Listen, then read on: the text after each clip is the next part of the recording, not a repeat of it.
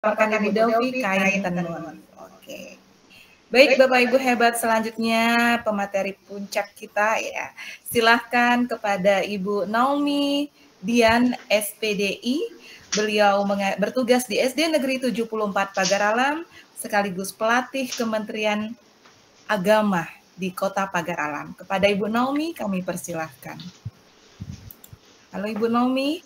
Ya, siap. Terima kasih Bu Nuraini, keren. Apalagi ice breakingnya ya, tadi keren sekali Bu Nuraini. Bella Bapak Ibu masih stay di depan laptopnya atau sudah sibuk dengan kegiatan sore-sore? Semoga saya ini peserta terakhir tidak bisa diganggu-gugat kata teman-teman kemarin karena berdasarkan putaran spin. Biar adil gitu ya. Oke, baiklah Bapak Ibu, saya sudah belum share screen ya. Oke. Sudah masuk ke? Belum. Belum, sabar ya. Maklum jauh dari Pagar Alam.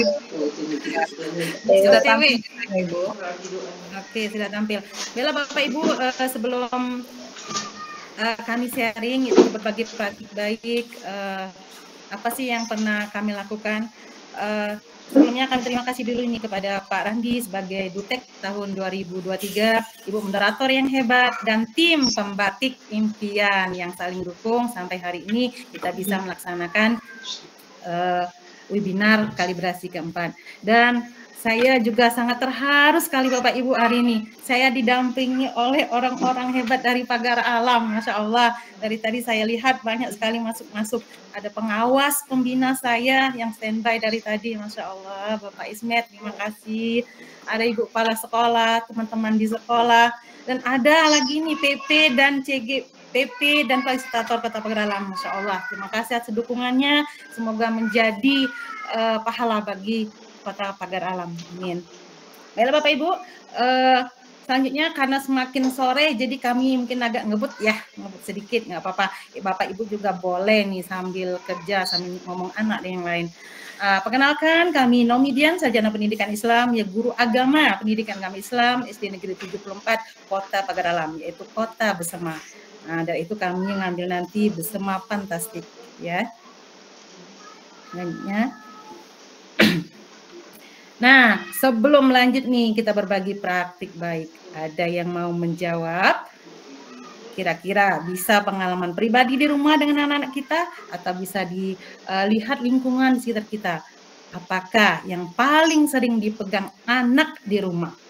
Yang menjawab buku silakan emoji love, yang mainan silakan yang menangis, yang HP silakan jempol. Silakan Bapak Ibu. Nampaknya banyak HP ya Bu ya. Banyak HP, Masya Allah, banyak jempol ya. Oke, ya Allah. Tuh. Dah.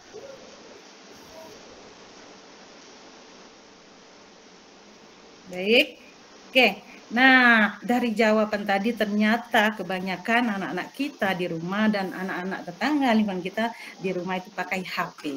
Berarti anak sekarang sudah canggih, sudah zamannya teknologi. Zamannya teknologi ya. Nah, Ibu Eprina. Tadi kan banyak yang jawab ini nih HP. Nah, berarti kita sekarang berhadapan dengan anak yang kita hadapi sekarang itu adalah dua gen ini, antara gen Z dan gen A. Dan Bapak Ibu pasti sudah ada asing lagi apa sih gen A dan gen Z. Kalau gen Z ini katanya ini kelahiran dari tahun 1997 sampai 2029. Berarti posisi mereka dari SMA ya. SMA. Sedangkan gen A yaitu adalah generasi alfa. Sudah biasa ya, sudah sering mendengar, merupakan lanjutan generasi Z, yaitu generasi yang sejak lahir sudah bersentuhan dengan teknologi digital, yaitu kelahiran antara tahun 2010 sampai 2024. Nah, sekarang berarti yang kami nih posisi guru SD dari kelas 1 sampai kelas 6 berarti berkisaran di sini gen A.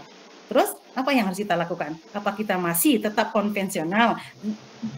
Apa tetap nyaman dengan zona kita mengajar ceramah yang lain? jawabannya ada pada kita masing-masing.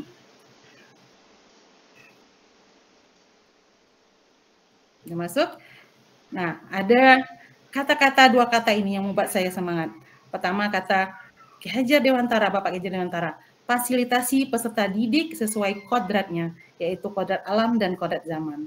Sedangkan saya baca dari Sayyidina Ali bin Abi Thalib, didiklah anak-anakmu sesuai dengan zamannya, karena mereka bukan hidup di zamanmu. Tuh, apa yang kebayang dari kita? Berarti kita harus menyesuaikan dengan zamannya. Kalau tadi zamannya Gen A, berarti kita harus mau tidak mau ya harus ke zaman mereka gitu. Biar apa yang kita sampaikan, apa yang kita implementasikan nyambung ke mereka. Tuh. Selanjutnya, nah, dari itu saya berinovasi dengan berinovasi pembelajaran yang saya beri nama Bersama Fantastik, yaitu belajar seru bersama berdiferensiasi dalam pembelajaran berbasis TIK. Tentunya untuk implementasi pembelajaran ini pun saya harus dengan alur yang ada, biar implementasi yang saya lakukan ya tersusun rapi, mulai dari situasi, tantangan, aksi, dan refleksi. Situasi pun kita akan berbeda-beda setiap sekolah dan setiap lingkungan, kan? Pasti punya tantangan masing-masing juga. Selanjutnya nih, tadi kalau Ibu siapa tadi ya, Ibu Rini tadi ya, pernahkah Bapak Ibu merasakan ini gitu kan? Pertama, siswa tidak semangat belajar, males kasih tugas, males Bu, nyatat terus, males Bu, pengen ini. Pernah tidak? Yo, yang senyum-senyum itu pasti pernah merasakan itu.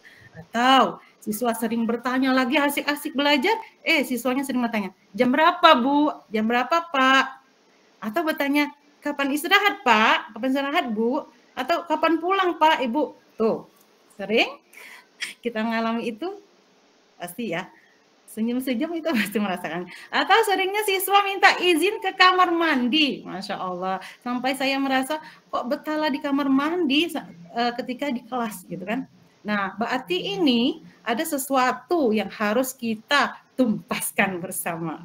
Nah, dari situasi inilah saya menjadikan situasi ini sebuah tantangan bagi saya, yaitu bagaimana situasi itu menjadikan saya berinovasi, membuat media pembelajaran yang bisa memfasilitasi anak dan bisa betah dan bisa menjawab semua pertanyaan tadi, yaitu dengan cara tadi membuat MPI, media pembelajaran interaktif yang saya dapat dari tugas pembatik ini. Nah, setelah saya membuat tugas itu dan sudah disetujui dari pembatik, kemarin saya ini ada rencana untuk implementasi yang saya buat. Bagaimana sih hasilnya? Kalau kemarin-kemarin saya pernah sih menayangkan video pembelajaran yang itu ada video pembelajaran yang saya buat sendiri.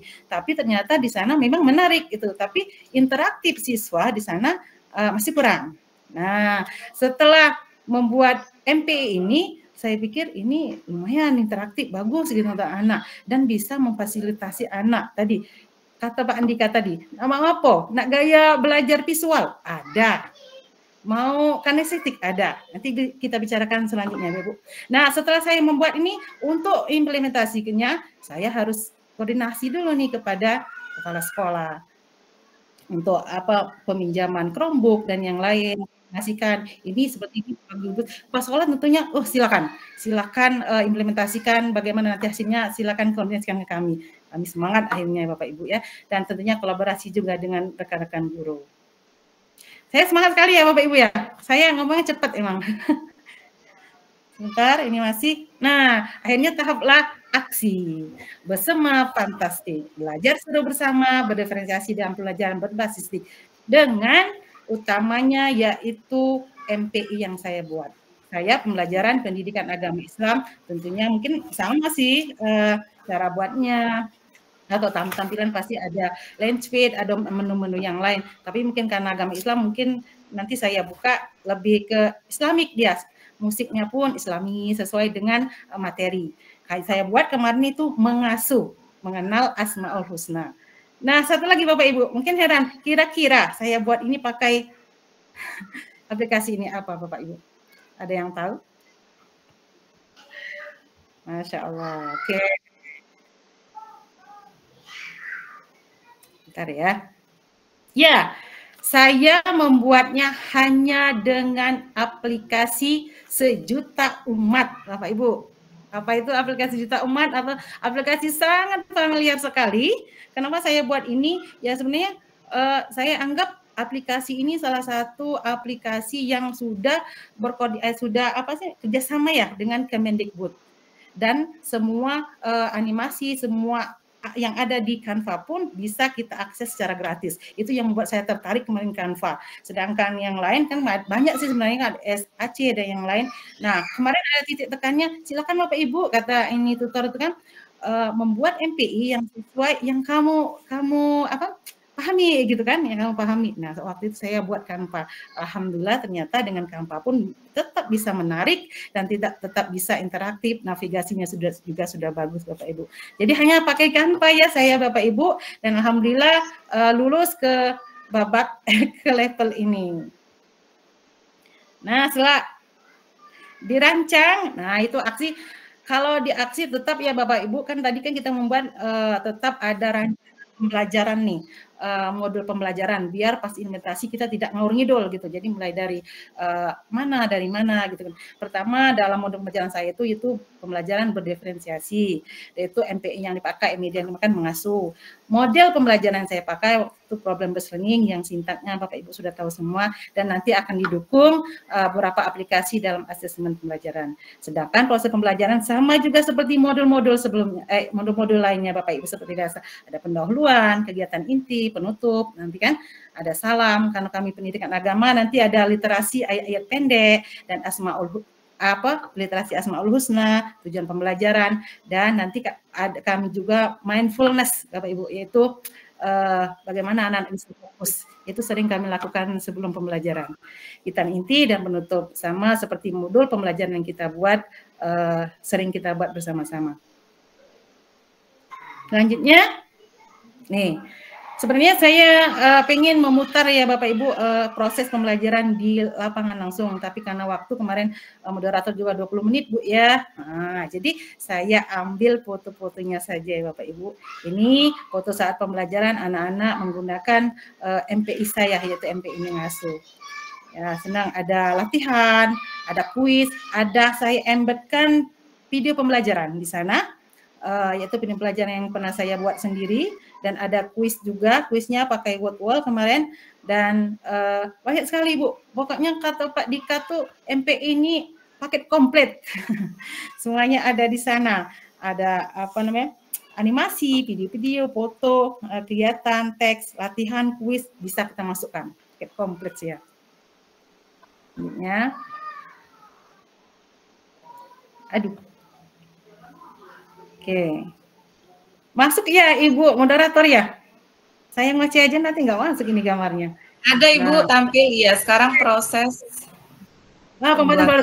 Nah, kenapa saya tetap masukkan, walaupun berbasis TIK, saya tetap masukkan mereka membuat tugas di LKPD, tugas di LKPD itu tetap kolaborasi seperti ini, karena biar ada kolaborasi yang benar-benar nyata mereka itu. Jadi setelah memahami pembelajaran yang kita sajikan di MPI, anak-anak dikasih LKPD dengan tugas-tugas tertentu. Dan alhamdulillah mereka antusias mengerjakannya, mungkin karena mereka sudah paham tuh materinya melalui MPI tadi, berulang-ulang diputar, akhirnya paham dengan materi yang ada, dan ketika kasihkan tugas pun mereka lancar, alhamdulillah, walaupun hasilnya kadang-kala tidak sesuai ya, juga anak SD gitu kan, tapi saya melihat proses mereka belajar dalam mengerjakan tugas itu yang saya anggap luar biasa. Selanjutnya, nah kembali ke asesmen. Setelah pembelajaran itu ada asesmen formatif ya.